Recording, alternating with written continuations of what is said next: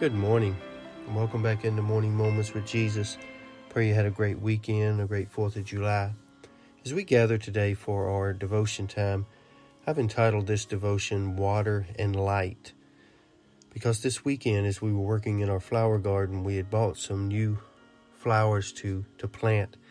But before we got them planted, we came home and noticed that the blooms that were on these beautiful, beautiful flowers had wilted and kind of fallen to the ground.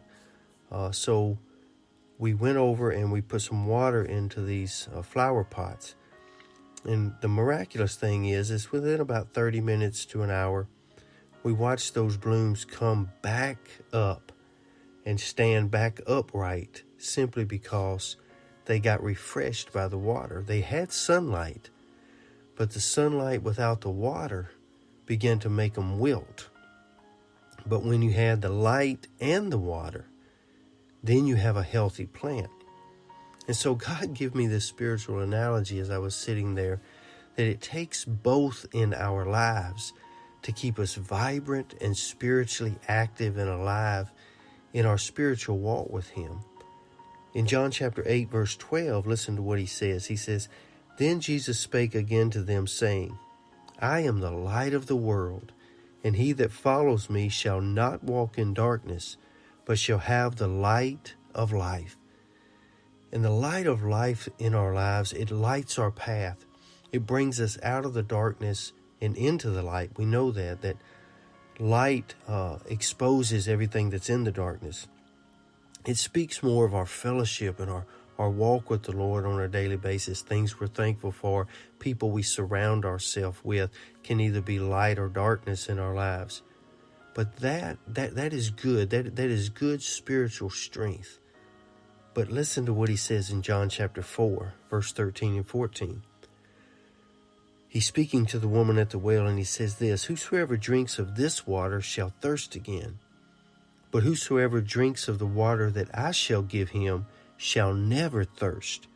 But the water that I shall give him shall be in him a well of water springing up into everlasting life."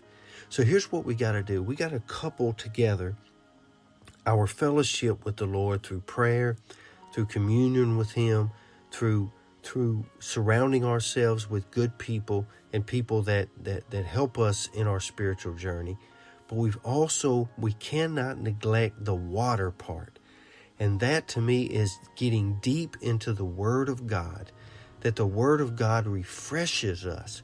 We can't just be spiritual beings and be active unless we are getting the Word of God poured into us. If you are a person who serves or who ministers, or maybe a person who gives of themselves as a caregiver, you will know this, that unless you begin to continually refresh yourself with the Word of God, with prayer and communion with God, then what happens is you'll find yourself drying up and feeling spiritual dry and in dry places in your life. But that water, that living water of the Word of God, is what continually refreshes us. So as those plants had all the sunlight it needed, it had a need for water.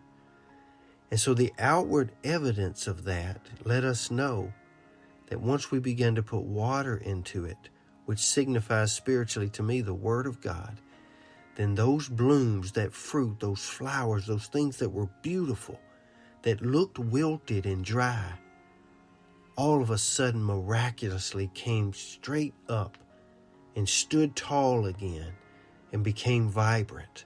Why? Because it had the needful combination of light and water. Don't miss that this morning. Jesus is the light of the world and the living water. And those two put together make a strong spiritual you. So today I pray that blessing over you. And as you walk, I pray today that you walk in spirit and in truth. Grow strength from His fellowship. Grow strength through prayer. grow strength through the people who surround you, but grow much strength from God's holy word. Be safe, be strong, and be blessed. In the Lord's will, we'll see you back here again tomorrow. And until then, have a great day.